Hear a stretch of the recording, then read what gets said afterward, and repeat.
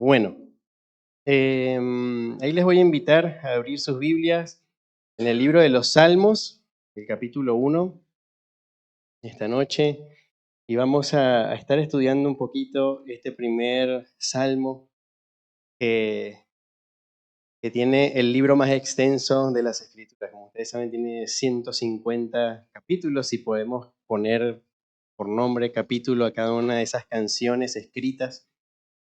Es el libro más extenso, es el libro que tiene más versículos. Es el libro que llevó mucho más tiempo en ser escrito y compilado. Aproximadamente fueron 1000 años los que les llevó a los hombres escribir todas estas canciones, ¿sí? A nuestro Dios. Así que como ustedes podrán entenderlo, y así fue, son muchos los autores que escribieron los salmos.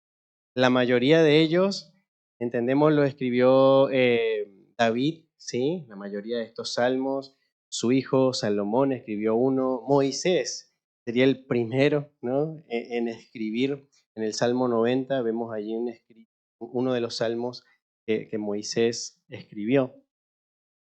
Y así entre algunos otros autores, e incluso algunos son anónimos, como por ejemplo este salmo en el capítulo 1 no menciona, ¿sí?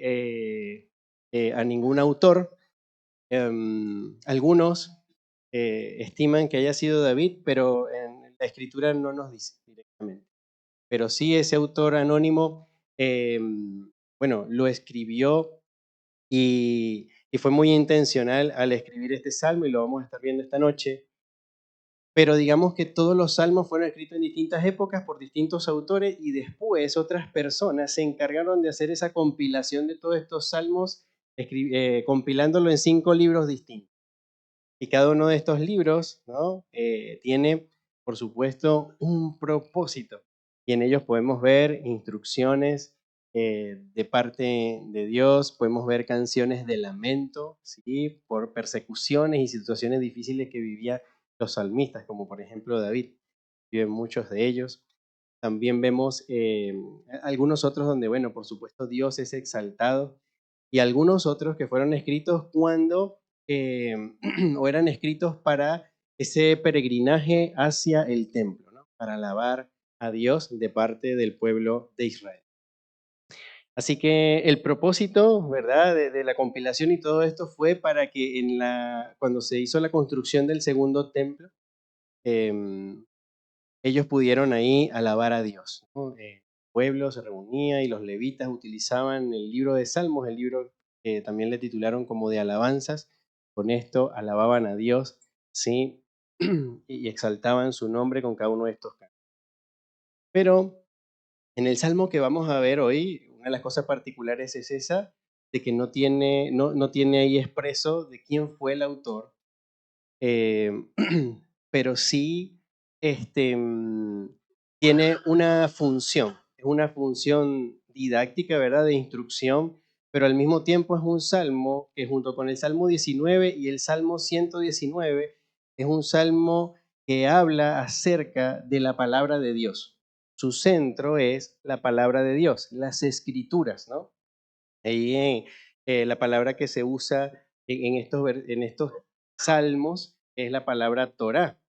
Y no solamente se está refiriendo a la ley, ¿no?, de Moisés o esos 10 mandamientos, sino a toda la escritura de Dios, ¿no? Cuando ya hacen la compilación, habían escritos también de los profetas, entonces todo eso formaba parte de la palabra de Dios. Y estos 3 salmos lo que buscan es que el pueblo de Israel vea la palabra de Dios como lo más importante para ellos, para poder conducir su vida como a Dios le agrada, para no pecar contra Dios, ¿sí? Ese es el objetivo. Y, y vamos a leer estos 6 versículos, pero antes de leerlos, con esta breve introducción, vamos a orar y vamos a adentrarnos entonces en lo que es este Salmo capítulo 1. Señor Dios Todopoderoso, gracias te damos por esta noche, gracias por el privilegio y la oportunidad, Señor, que nos das de poder estar delante de su palabra, Señor, delante de tu persona. Te pido, Señor, que me des tu gracia y me des a recordar, Señor, y a poder tener de una manera fiel, que todos podamos ser bendecidos, como dice aquí el texto, ser bienaventurados, Señor. Vamos a ser dichosos al recibir tu palabra, Señor, y al gran desafío, Dios, y me humilla, Señor, y humilla el saber que aprender, poner en obra. Pero gracias te damos, Señor, porque a pesar de ello usted nos sigue instruyendo y nos a buscar más de su palabra. Así que te pido que esta noche, Señor, podamos disfrutar de este tiempo, que podamos ser edificados por usted, por su espíritu y por su palabra. Nos encomendamos en tus manos, en el nombre de Jesús. Amén. Bien, vamos a leer todo el Salmo, pero nos vamos a centrar en el versículo 1 y si alcanza, pasamos al versículo 2. Pero en el versículo 1 por lo menos vamos a estar bien centraditos, ¿sí? Dice así el Salmos capítulo 1. Bienaventurado el varón que no anduvo en consejo de malos, ni estuvo en camino de pecadores, ni en silla de escarnecedores se ha sentado, sino que en la ley de Jehová está su delicia, y en su ley medita de día y de noche. Será como árbol plantado junto a corrientes de aguas, que da su fruto en su tiempo y su hoja no cae, y todo lo que hace prosperará. No así los malos, que son como el tamo que arrebata el viento. Por tanto, no se levantarán los malos en el juicio, ni los pecadores en la congregación de los justos, porque Jehová conoce el camino de los justos, mas la senda de los malos perecerá. ¿Sí? Bien. Como vemos aquí, esa expresión allí, bienaventurado, también se puede traducir como feliz, ¿sí? Dichoso, ¿ok? Bendecido, ¿sí? O doblemente bendecido. Y ese término comunica básicamente la prosperidad o felicidad que experimentan los que son favorecidos por alguien superior. Y bueno, ¿quién es ese superior? Solamente Dios, ¿sí? Solamente el Señor. En la mayoría de los pasajes, ¿sí? Por lo menos de las canciones de los salmos, y en este en particular, quien otorga ese favor, ¿sí? esa prosperidad en lo espiritual, ¿sí? O incluso en aquellas cosas que el Señor sabe que tenemos necesidad, es Dios mismo. ¿Sí? Y lo hace precisamente a través de su palabra, porque vemos ahí que este hombre bienaventurado, ¿sí? Es aquel que en la ley de Jehová está su delicia y en su ley medita de día. La palabra de Dios la que va a llevar a este hombre a ser dichoso de parte de Dios. En Deuteronomio capítulo 33, versículo 29, se usa también, ¿no? En el Antiguo Testamento esta palabra bienaventurado y se usa para el pueblo de Israel, quien le dice, bienaventurado tú, oh Israel, diciéndole Moisés al pueblo, ¿quién como tú, pueblo salvo por Jehová, ¿no? Hay una expresión de bienaventuranza, la vemos ahí como esa bendición de que Dios escogió ese pueblo que era el más pequeño de todos y ¿qué hizo? Lo salvó, lo rescató. Y como nosotros recordamos ahí, Moisés lo escribe recordándoles de dónde los había sacado el Señor, de aquella esclavitud que tenían en Egipto. Y por cierto, y es bueno aclararlo, la persona bienaventurada no siempre goza de una situación feliz, ¿sí? Que todo esté funcionando de una manera correcta, perfecta, según mis propios deseos. Y eso lo podemos ver nosotros en las escrituras. En Job, capítulo 5, versículos 17 al 18, nosotros vemos, ¿no? Que dice, he aquí, bienaventurado, ¿no? Podríamos ponerle feliz. Es el hombre a quien Dios castiga. Epa, eso llama la atención. ¿Por qué? Porque pareciera todo lo contrario, ¿no? Un castigo, como en otras partes de las escrituras vemos en cuanto a la corrección, al principio no es motivo de gozo, ¿verdad? No es algo que produzca realmente una alegría.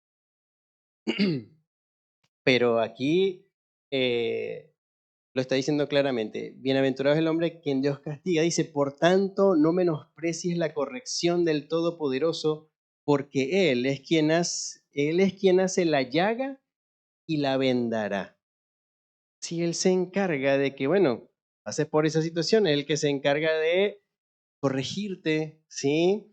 De amonestarte, pero al mismo tiempo Él va a traer, digamos, ese bálsamo, ¿no? De su palabra a curar esa herida para que ese dolor, ¿sí? Vaya menguando, pero ¿con qué? Con instrucción, con exhortación, con poner la palabra de Dios para que el que ha sido corregido aprenda y sea puesto de nuevo en el camino que Dios quiere. Elifaz, ¿verdad? Quien es el que está escribiendo ahí, amigo de Job, no quiso decir que la condición de Job era en sí feliz, sino que Dios estaba preocupado por él, o sea, por Job. Dios estaba preocupado por Job, por tanto él era bienaventurado. Y es cierto, el hecho de que Dios ponga sus ojos sobre uno en medio del pecado, en medio de la caída, en definitiva es ser bienaventurado, es ser dichoso. Porque, ¿qué dice la Escritura acerca de cómo es Dios para con el pecado? ¿Qué hace Él con el pecado? Lo aborrece, ¿verdad? Lo abomina, le produce vómito, le produce asco. Pero cuando uno de nosotros, sus hijos, ¿sí? Peca, entonces Dios pone sus ojos sobre nosotros y se va a encargar de qué? De corregir. ¿Sí? De corregirnos, porque como un padre ama a su hijo y lo corrige, así es Dios, para con los que Él ama, sus hijos. Job, por tanto, entonces debería reírse de su adversidad, en un sentido. Es decir, bueno, lo que está pasando va a ser algo temporal. Dios lo está haciendo con un propósito. Y cuando leemos el libro de Job es así, ¿no? Entonces vemos ahí que ser bienaventurado no implica ser feliz en los términos humanos, sino en saber que Dios está atento a nosotros, que Él está poniendo su mirada en nosotros, que está teniendo cuidado de nosotros. Eso es ser bienaventurado. Entonces, es importante entender, ¿no? Sobre todo para nosotros en la actualidad, que somos los lectores modernos de la Biblia, que ser bienaventurado ante Dios puede que no siempre tenga relación con situaciones sociales o personales que hoy en día consideramos necesarias para alcanzar la felicidad, como por ejemplo tener un buen pasar económico, tener buena salud, un buen seguro, ¿verdad? Una buena obra social que me ayude en el momento de una enfermedad o algo. Tal vez tener amor, ¿verdad? A la familia, un esposo, ser respetado, tener algún tipo de posición, tal vez sean placeres o posesiones, todo lo que puedan ustedes estar pensando ahí en su mente o lo que corazones, em, los deseos y deleites que puedan haber en nuestro corazón que aún no están satisfechos, pensamos que eso es la felicidad, ¿sí? Que si alcanzamos esas cosas somos felices. Ay, ahí sí soy dichoso y soy bienaventurado. Pero nosotros como lectores modernos, digamos, en la escritura, no vemos con claridad, por supuesto, el peso de esa palabra, de ser bienaventurado, hasta que lo estudiamos y lo vemos, ¿no? En el contexto de toda la escritura. Y nos damos cuenta que no tiene que ver, no tiene nada que ver con las cosas temporales, ¿sí? De este mundo, que aparentan darnos una felicidad completa. Pero una vez que eso se acaba, ¿qué pasa? Volvemos a estar otra vez desanimados, infelices, y queremos seguir buscando felicidad. Pero esa felicidad solamente la podemos encontrar en la persona de Dios, ¿no? Hoy no se puede decir lo mismo entonces de lo que significa feliz o lo que significaba feliz en este texto, ¿sí? No tiene el mismo peso para nosotros.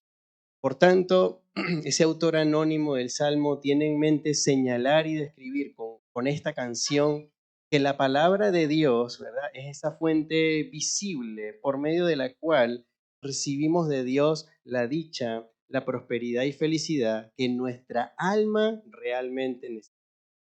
¿Sí? Voy a volverlo a repetir. Por tanto, el autor anónimo del Salmo tiene en mente señalar y describir con su canción que la palabra de Dios es la fuente visible por medio de la cual recibimos de Dios la dicha, la prosperidad y felicidad que nuestra alma realmente necesita. Bueno, aquellos que compilaron los salmos, ¿verdad? En estos 5 libros, colocan este salmo como si fuese la introducción o el prefacio de un libro.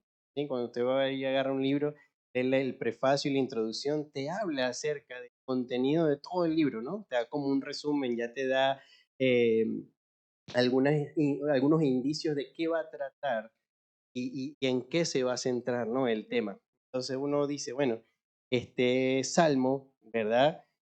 Va a guiar entonces al pueblo de Israel a que una y otra vez ellos puedan estar meditando en que de Dios es la gloria, que de Dios va a venir el cuidado, la provisión, la protección, la corrección, indudablemente.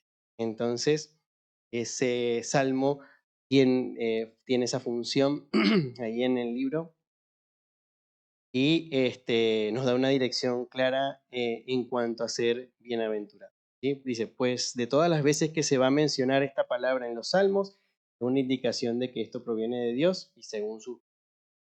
Algunos pasajes de los salmos donde se menciona esta palabra bienaventurado, como en el Salmo 1, dice, bienaventurado el que no anda en malos. En el Salmo capítulo 2, versículo 12 dice, honrad al Hijo para que no se enoje, perezcáis en el camino, pues se inflama de pronto su ira. Bienaventurados todos los que en Él confían. Sí. Dice también el Salmo 32, 1, que es un salmo de David.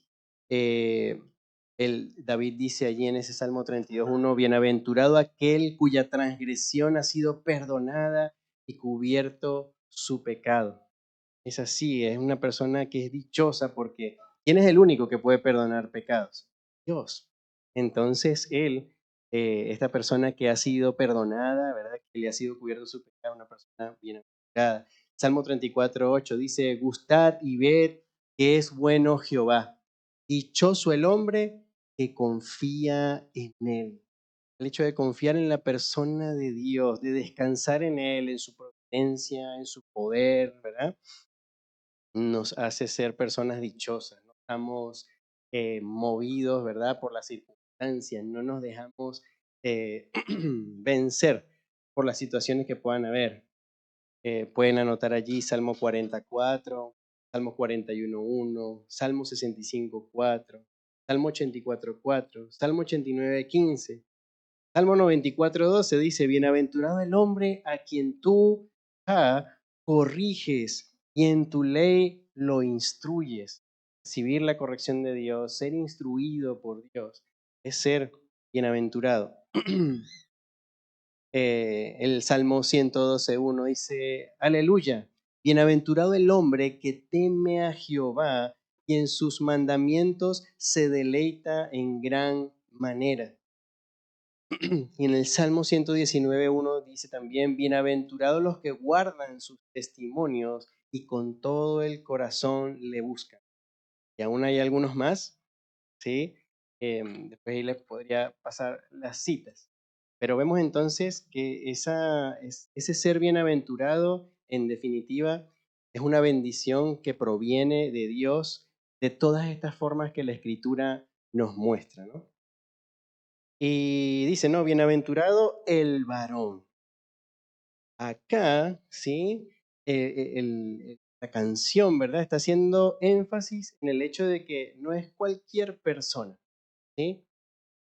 No es cualquier ser humano, sino que es un varón que tiene unas cualidades que van a ser descritas, ¿sí? En este mismo versículo. Entonces, no es cualquier varón, sino aquí podríamos hablar de una persona, puede ser mujer u hombre, que va a tener ciertas cualidades, las cuales vamos a estar viendo. De hecho, esa palabra varón ahí también puede ser asociada, ¿no? A personas, pero en este caso va a ser a personas piadosas, a personas que aman a Dios, personas que siguen al Señor.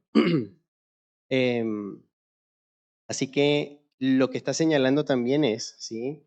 Que, ¿cuál es el objeto de la bendición de Dios? ¿No? ¿Quién es el que recibe tal bendición? Eso también lo hace esta palabra el varón. Y al mismo tiempo entonces va a conectar no solamente con lo que está diciendo el texto, sino también con la audiencia, en este caso el pueblo de Israel, ¿verdad?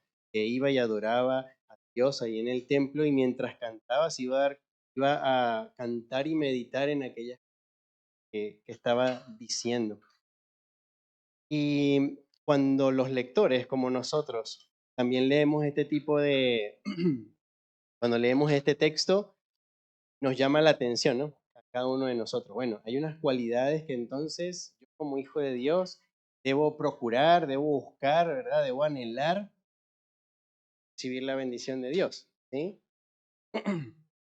Entonces, bueno, ¿cuáles van a ser entonces esas cualidades que como creyente debo tener para poder gozar, disfrutar, deleitarme, ¿verdad? De ser dichoso, de ser bienaventurado, de recibir la bendición de nuestro Dios?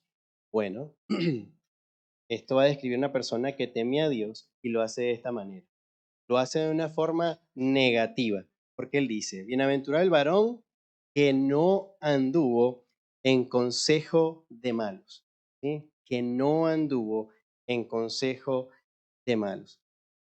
Ahí nosotros tenemos esa palabra no, ¿verdad? Dice, no anduvo, vemos que eso es un adverbio de negación y se está anteponiendo ante el verbo anduvo para construir una oración negativa, ¿sí? Entonces sería una oración negativa y lo que está indicando de este versículo es que hay una negación absoluta.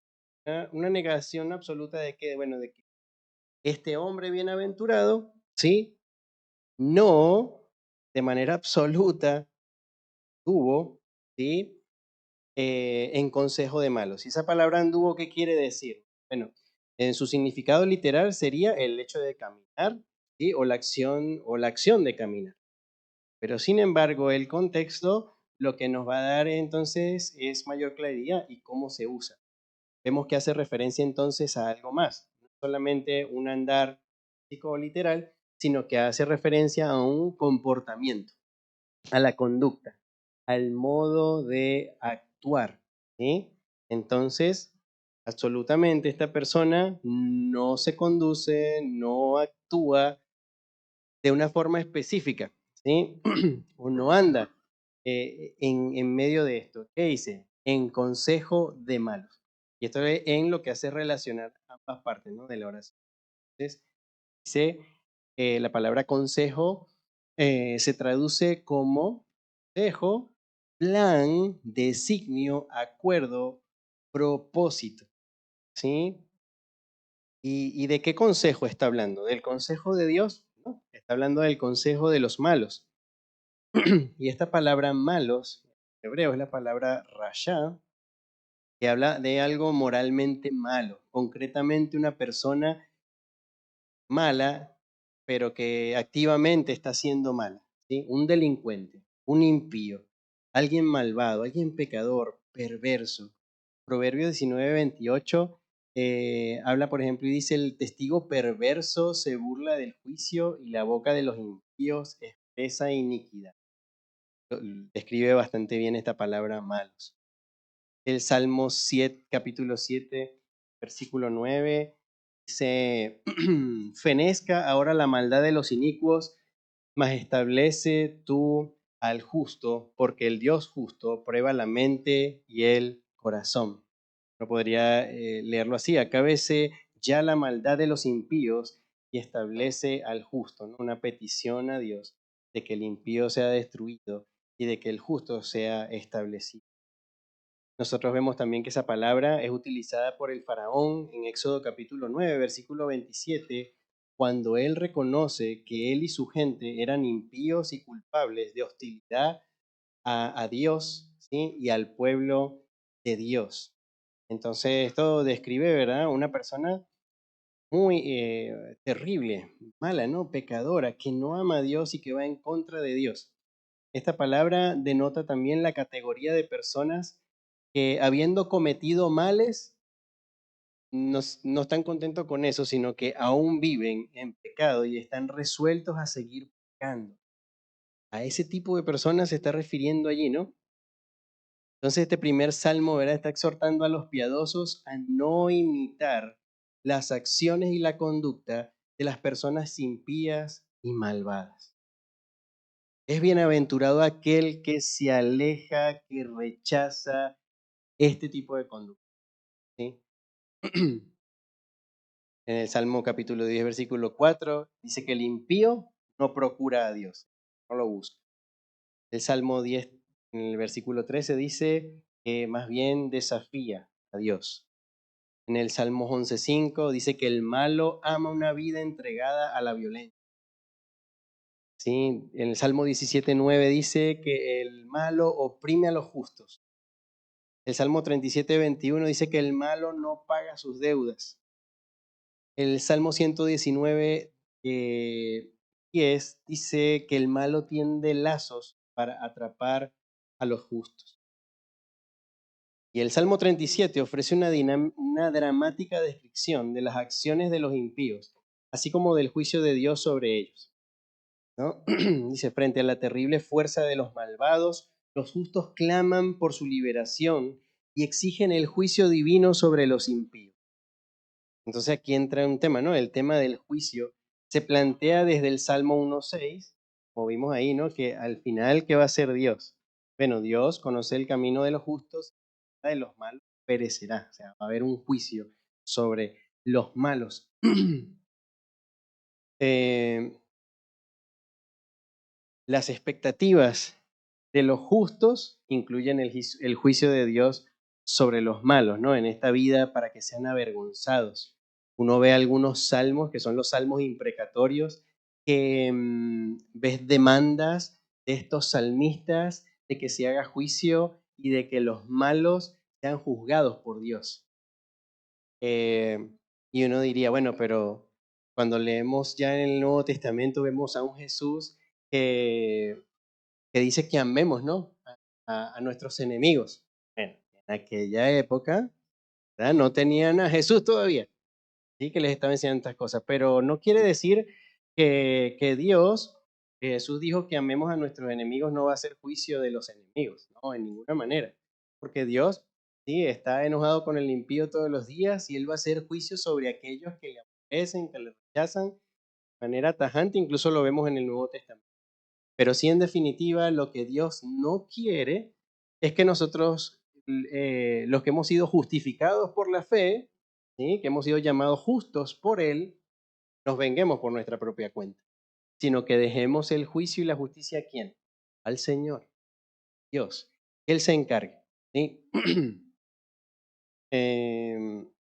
Entonces, es evidente que los malos a la vista de Dios no son nada agradables, ni ellos, ni sus caminos, ni sus planes. Por lo tanto, el hombre que no se conduce como ellos es dichoso, pues Dios lo mira con agrado.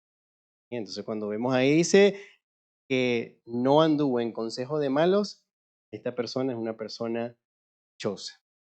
Continúa, ¿sí?, añadiendo aquí el salmista en su canción eh, más oraciones negativas, ¿no? Porque él quiere que los justos, ¿verdad?, que el pueblo que dice amar a Dios no ande en camino de estas personas que está describiendo. Como el primero, a esos malos, ¿verdad?, que en su consejo seguramente lo que van a procurar es el daño y la destrucción de otros para beneficio propio, ¿sí? Dice, ni estuvo en camino de pecadores. El ni es una conjunción, ¿verdad?, que enlaza vocablos u oraciones expresando una negación con otras precedidas de una oración negativa. Mire, lo que vas añadiendo, ¿verdad? El que es bienaventurado tampoco debe estar, ¿verdad?, en camino de pecadores. Cuando dice ahí la palabra estuvo, habla de adoptar una posición, de ubicarse, de pararse, ¿sí? Y esto no implica inmovilidad o inacción, sino que más bien implica una participación o un servicio. Y está hablando de que es esa persona que no ha servido en camino de pecadores, esa persona que no ha estado participando, ¿sí?, en el andar, en la conducta de estos pecadores. Cuando habla de camino, habla de algo que es lo pisado, ¿no? Figurativamente hablando, sería el curso de la vida o modo de acción, el conducirse, la senda, la marcha, las decisiones, ¿sí? O la forma acostumbrada de conducirse, algo que es habitual en la vida de una persona, de conducirse y comportarse en la vida. Y viendo la palabra pecadores, bueno, las definiciones son múltiples, la de criminales, de culpables, de los que cometen las faltas, los que transgreden la ley, como dice, como Génesis 13:13 lo describe, dice, mas los hombres de Sodoma eran malos y pecadores contra Jehová en gran manera, ¿no? Moisés ahí los describe, nosotros recordamos la historia, la gente de Sodoma era terrible, sí, eran inmorales en gran manera y, y transgredían así, ¿no? La ley de Dios. Los pecadores, ¿verdad? Llevan su manera de vivir siempre en contra de la justicia de Dios. A estos Dios les hará juicio, pero el piadoso que no adopta esta posición con los pecadores es dichoso. En pocas palabras, el hombre dichoso es aquel que no tiene como costumbre conducirse en su vida como los que cometen faltas que transgreden la ley de Dios, ¿no? Entonces, un hombre dichoso no se enreda con estas personas, no se para en el camino de pecadores, lo observa y vive de esa forma.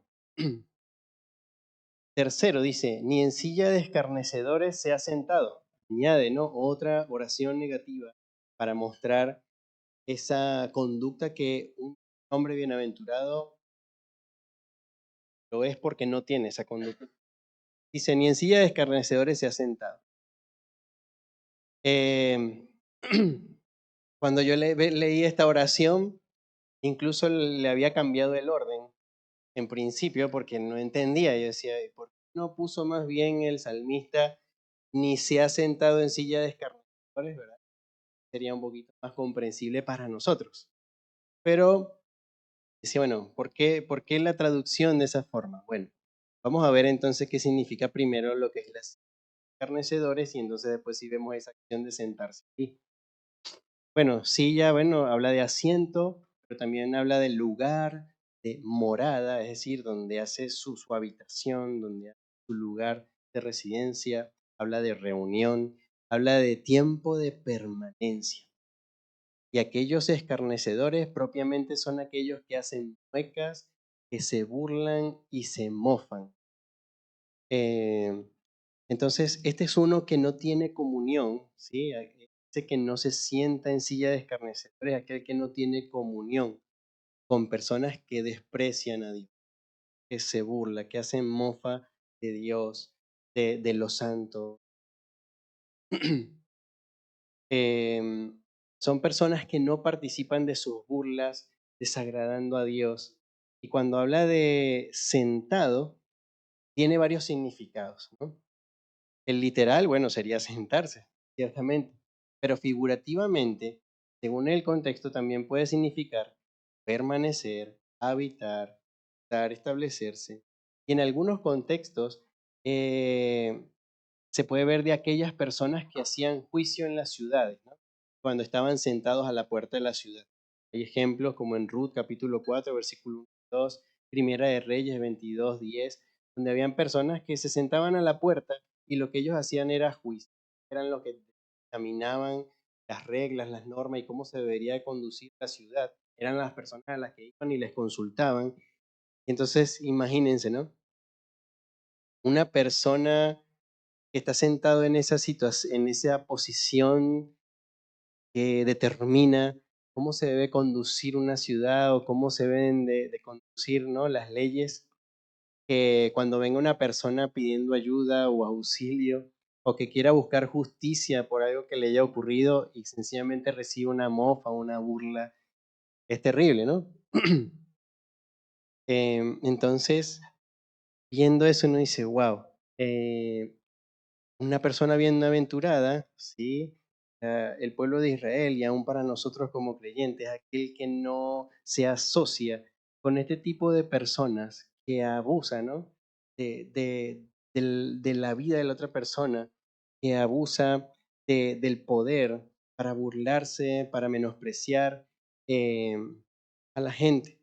¿Sí? Así que este es el varón, ¿verdad? El varón que recibe las bienaventuranzas de parte de Dios es aquel que no habita, ni permanece, ni está, ni se sienta, ni se asocia en juicio con aquellos que hacen burla de otros.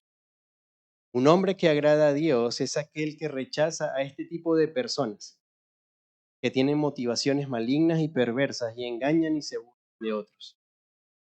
Es aquel que no se junta con ellos para actuar como ellos. David también dice en el Salmo capítulo 26, versículo 4 al 5, lo siguiente: No me he sentado con hombres hipócritas, ni entré con los que andan simuladamente. Aborrecí la reunión de los malignos, y con los impíos nunca me senté. Entonces, bueno, eh, sabemos que David era un hombre conforme al corazón de Dios, sabemos que David también le falló al Señor, pero vemos a David que en sus épocas, digamos, de estar centrado en el Señor, se guardó de este tipo de cosas, ¿no? Em, y que cuando cayó, bueno, ya fue misericordioso también para perdonarlo y para volverlo a poner y restituir en el camino correcto. Y eso es algo que también el Señor puede hacer con nosotros. Bueno, ¿qué podemos ver entonces en este versículo 1? Bueno, el varón, ¿verdad? El hombre o la persona que es objeto de la bendición de Dios es aquel cuya conducta es opuesta a la de los malos, que con su consejo o plan buscan hacer daño y obtener sus deseos pecaminosos. Es aquel que no se ha detenido ni se detiene a meditar y a andar en el modo de vivir de los pecadores. Es aquel que no busca la comunión con los escarnecedores, ni vive junto a ellos eh, para hacer burla de otros. Es más bien aquel creyente que es aquel creyente que se guarda de hacer o practicar el mal, con el pecado, que vive y se esfuerza en dependencia de Dios para vivir en integridad delante de Él. Es aquel creyente que buscará el consejo en Dios y en los que temen y aman al Señor. Em, si nosotros vamos ahí al libro de Proverbios, podemos ver estas sabiduría, ¿no? En cuanto a buscar el consejo de Dios, a temer al Señor y amar al Señor. Vemos Proverbios capítulo versículo 3, que dice, dice que los proverbios de Salomón, ¿verdad? El hijo de David, tienen un propósito. Y en el tercer versículo dice, para recibir el consejo de prudencia, justicia, juicio y equidad. Todo lo contrario a lo que el camino, ¿verdad?, de los pecadores, de los que hacían burla, de los malos, indica, ¿no? Todo lo opuesto. Proverbios 1:5 dice también, oirá el sabio, ¿verdad? Recibirá consejo y aumentará el saber, y el entendido adquirirá consejo.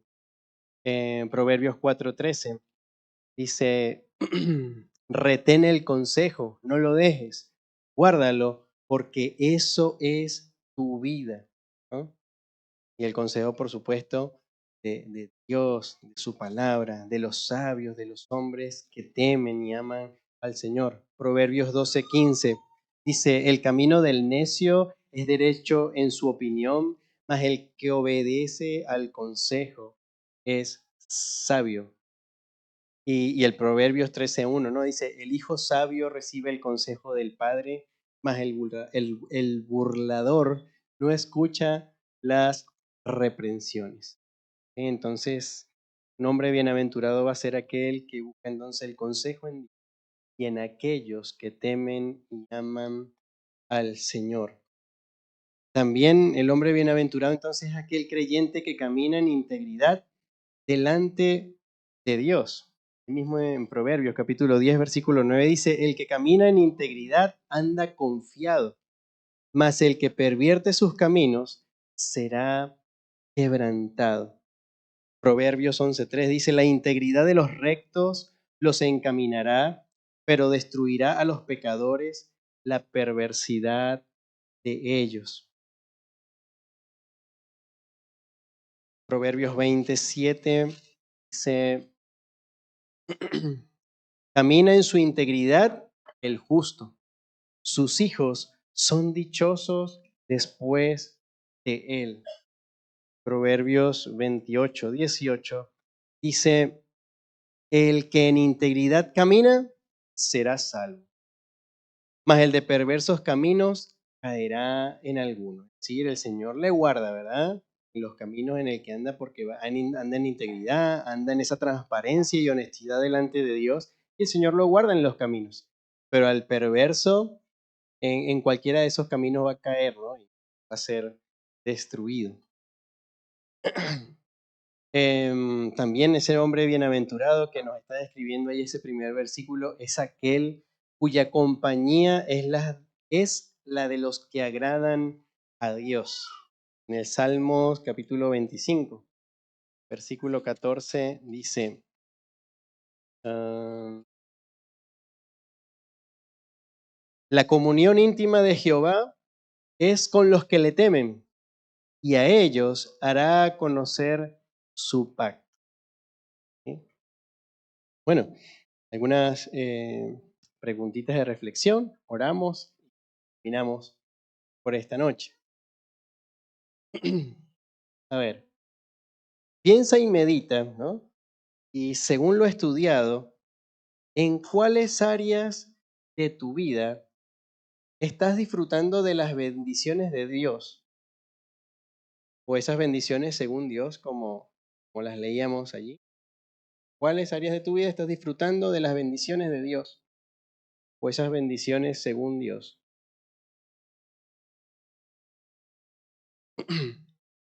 Y una segunda pregunta sería, bueno, ¿en cuáles áreas de tu vida estás perdiendo las bendiciones de Dios?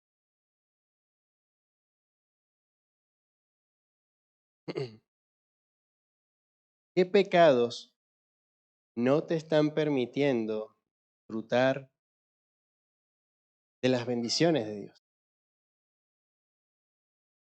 ¿Qué pecados no te están permitiendo disfrutar de las bendiciones de Dios? Bien, bueno, vamos a orar y así culminamos esta noche. Señor Dios Todopoderoso, te damos tantas gracias por el tiempo, Señor, con tu palabra. Gracias, Dios, por mostrarnos en tu palabra el camino en el cual no debemos andar, el camino de los malos, los que buscan hacer daño, Señor, y los que están buscando solamente satisfacer esa propia concupiscencia, Señor, esos pecados, Señor, esos deseos pecaminosos, que no tienen ningún tipo de temor, Señor, a tu persona.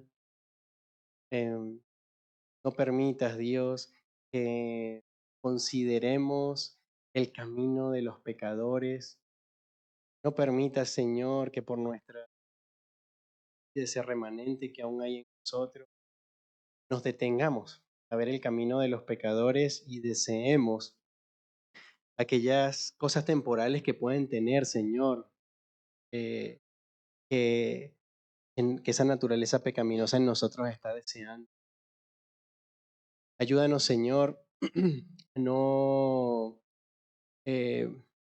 hacer asociaciones ni relaciones con aquellos, Señor, que se burlan de ti, Dios, que se burlan de los piadosos, de los que te aman, Señor.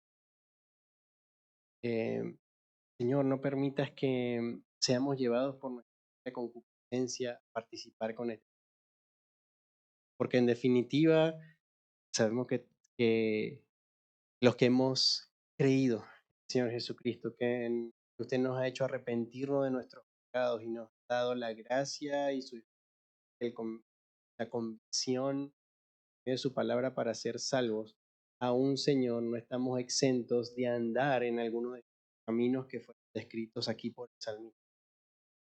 Señor, te pido que usted nos guarde, que usted nos cuide, Señor, que tenga misericordia de nosotros y que nos ayudes a atesorar, Señor, tu palabra y lo que usted nos enseña por medio de ella y atesorar a tu iglesia, Dios, que por medio de ella y la comunión con nuestros hermanos también podemos tener historia sobre el pecado y andar como a usted le agrada y ser bienaventurados y dichosos como están descritos aquí en el pasaje.